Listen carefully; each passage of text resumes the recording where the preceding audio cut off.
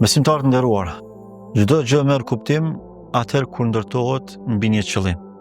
E kur është fjala për përjetimin e madhështisë së muajit të bekuar të Ramazanit, për arritjen e devotshmërisë si objektivi kryesor i tij, atëherë gjitha kjo përjetohet dhe arrihet atëherë kur ndërtohet mbi qëllimin më fisnik, e që është arritja e kënaqësisë së Allahut të Madhërisht. Çdo adhurim që ne e kryejmë karshi Zotit, e bëjmë për të arritur kënaqësinë e tij. Andaj është e nevojshme që t'ja ripërtrim vetvetes niyetin, qëllimin. Nga se është çështja që më së lehti dihet, mirë po më së vështiri ruhet. Duke qenë se djalli i mallkuar fokusin kryesor e ka prishjen e nijeteve tona, prishjen e qëllimeve tona. Nëse ai arrin që t'na prish niyetin, atëherë ka arritur më të mirën, ka arritur më të madhen nga ana e tij. Ndërkaq neve na takon që të luftojmë me vetët tona duke e ripërtrir niyetin. Rrethanat jetësore bëjnë që niyetet tona mund të zbehen, mund të gërvishen. Prandaj është e nevojshme që ato vazhdimisht t'i përpunojmë. Dhe këtë e bëjmë përmes përkujtimit të asaj që Zoti na mëson. Allahu në Kur'an i ka urdhëruar të gjithë pejgamberët e tij që të jenë sa më të sinqertë në raport me të dhe fenë e Allahut t'ja manifestojnë vetëm atij. Thot Allahu në Kur'an në surën Al-Bayyina: "Wa ma umiru illa liya'budu Allaha mukhlisina lahu-d-din." Nuk janë urdhëruar pejgamberët vetëm se ta adhurojnë Allahun sinqerisht dhe fenë t'ja manifestojnë vetëm atij. Nëse kjo porosi ka qenë për pejgamberët e Allahut, si njerëzit më të devotshëm, të cilët kanë shtektuar drejt madhërisë së Zotit përmes parimeve hyjnore, kanë qenë vëmendshëm jashtëzakonisht tepër, kanë qenë të kujdesshëm si në fjalë po ashtu në vepra.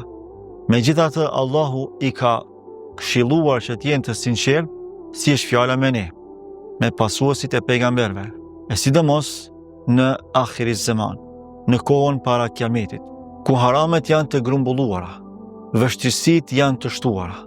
Atëherë shumë më tepër kemi nevojë që ta ripërtrim niyetin ton, qëllimin ton, duke qenë se çdo vepër shpërblehet sipas qëllimit.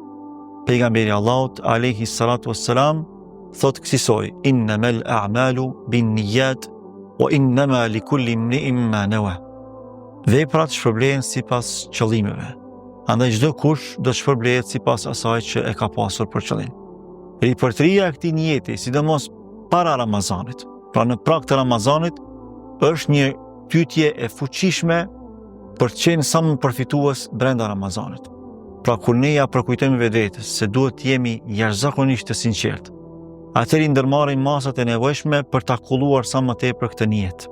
Lum ai besimtar dhe ajo besimtare që e ka parasysh këtë çështje para hyrjes në Ramazan, nga se vetdia e tij do të jetë tepër e ngritur. Nëse arrijmë që kushtin bazik të pranimit të veprave tona ta kullojmë dhe ta bëjmë sa më të çiltër, atëherë përjetimi i Ramazanit do të jetë shumë i thellë. Sa më i sinqert që të jetë niyeti, aq më i thellë bëhet përjetimi. Andaj përkujtojeni vetvetes sa më shumë, sidomos në prag të Ramazanit. Do ta shihni se përjetimi i Ramazanit do të jetë krejtësisht ndryshe. Ky Ramazan le të jetë më i ndryshëm nga gjithë Ramazanët tjera. Ky Ramazan le të jetë i një niveli krejtësisht tjetër. Andaj dhe përjetimi i këtij muaji të bekuar të Ramazanit le të jetë i pashembull në krahasim me përjetimin e Ramazaneve të kaluara.